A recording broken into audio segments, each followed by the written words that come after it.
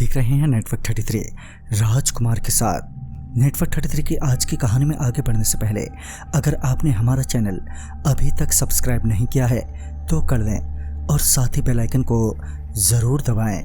तो चलिए बढ़ते हैं आज की कहानी की ओर।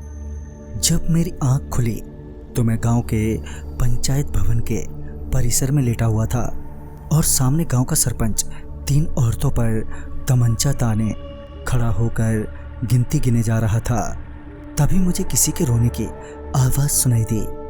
जब पीछे पलट कर देखा तो मेरी बीवी और मेरी सास दोनों ही रो रही थी। समझ में नहीं आ रहा था कि मैं यहाँ पर पंचायत परिसर में कैसे पहुँचा।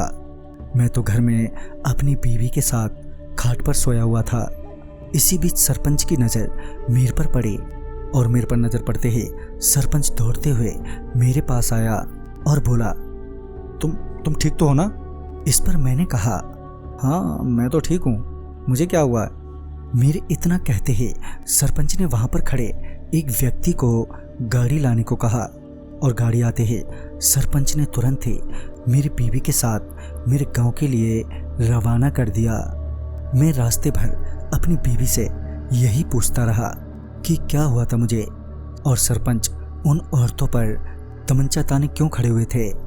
मेरे इतने सारे सवालों के बावजूद भी मेरी बीवी ने मुझे कोई जवाब नहीं दिया सिवाय ये कहने के कि घर पहुंचकर सब कुछ बता दूंगी। फिर जब कुछ घंटों के बाद हम घर पर पहुंचे तो मेरी बीवी ने बताया कि दरअसल तुम्हारी 3 घंटे पहले मौत हो गई थी। ये सुनते ही मैं चौंकते हुए बोला, क्या तू पागल वागल तो नहीं हो गई है? इस पर मेरी बीवी ने मुझे शांत करते हुए कहा, अरे पहले मेरी बात तो सुन लो। फिर उसने आगे बताया कि रात के तकरीबन 2:30 बजे तुम्हारी सांस चलने एकदम से बंद हो गई थी। मैं तुम्हें डॉक्टर के पास भी ले गई थी जहाँ पर डॉक्टर ने साफ साफ कह दिया कि तुम मर चुके हो, मगर मौत की वजह किसी डॉक्टर को भी समझ में नहीं आई। फिर ये बात जब गांव के सरपंच को पता चले तो सरपंच ने थोड़ी छानबीन की तो पता चला कि तुम्हें मारा गया है, जिसका शक गांव की 3 पुरानी डायनों पर गया। और फिर सरपंच ने तुरंत ही उन डायनों को उनके घर से उठवा लिया और पंचायत परिसर में उन्हें धमकाते हुए कहा, देखो ये तो मुझे पता है कि तुम तीनों में से ही किसी ने गांव के दामाद की जान ली है, पर हाँ गांव के दामाद की लाश यहाँ से गई तो वो अकेली नहीं बल्कि तुम तीनों की लाश के साथ जाएगी। तुम्हारी भलाई इसी में है कि अपनी गलती सुधारते हुए दामाद को फिर से जिंदा कर दो।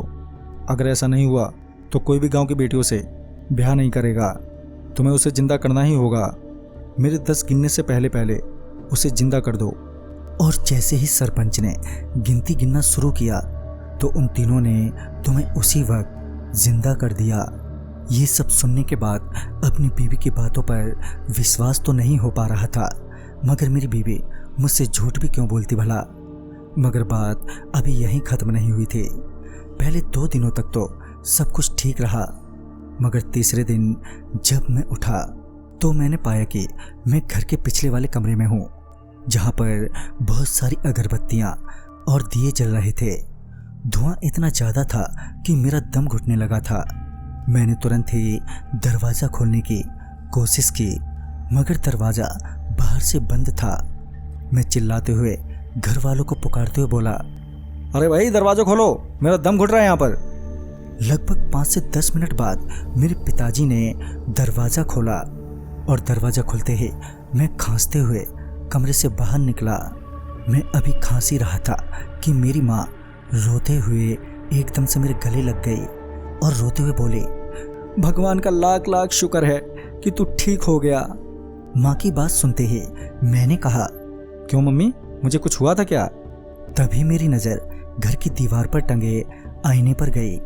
उस आईने में अपने आप को देखकर एक पल को मैं पहचान नहीं पाया, क्योंकि मेरा शरीर इतना कमज़ोर पड़ गया था कि चेहरे की हड्डियां तक दिखाई दे रही थी। आंखों में काले पड़े धब्बों से ऐसा लग रहा था कि मैं सालों से बीमार पड़ा हूँ। फिर अपने आप को आईने में निहारते हुए माँ से पूछा, मम्मी क्या हुआ है मुझे? मेरी ये हालत ऐसे कैसे हुई? फिर माँ ने आगे बताते हुए कहा, बेटा जब तुम तीसरी रात सोने गए तो तुम अचानक ही रात में चीखने चिल्लाने लगे हम लोगों ने तुम्हें संभालने की बहुत ही कोशिश की थी, मगर तुम हम में से किसी को भी पहचान नहीं रहे थे और बड़े ही अजीब ढंग से बड़बड़ा रहे थे। तुम्हारी ऐसी हालत देखकर हम बेहद घबरा गए और हमने मदद के लिए मोहल्ले वालों को बुला लिया।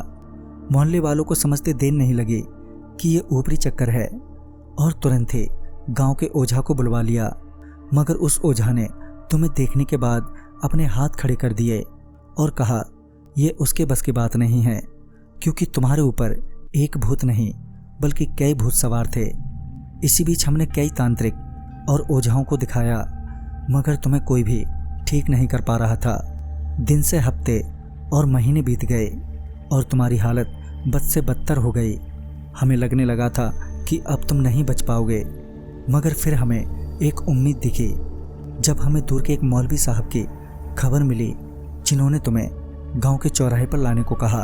तो हम लोग तुम्हें लेकर गांव के चौराहे के लिए निकले तो अचानक ही साथ में आए 2 लोगों पर भी भूत सवार हो गए और तुम तीनों आपस में ही लड़ने लगे, मगर बाकी के लोगों ने किसी तरह तुम्हें काबू में करते हुए चौराहे तक पहुंचे, जहां पर मौलवी साहब पूरी तैयारी के साथ पहले से ही बैठे हुए थे। मौलवी के सामने पहुंचते ही तुम तीनों चीखने चिल्लाने लगे और अजीब सी आवाज में बड़बड़ा रहे थे। तभी मौलवी साहब ने तुम्हारे ऊपर फूंक मारी और तुम शांत हो गए और फिर गले में ताबीज डालते ही तुम बेहोश हो गए।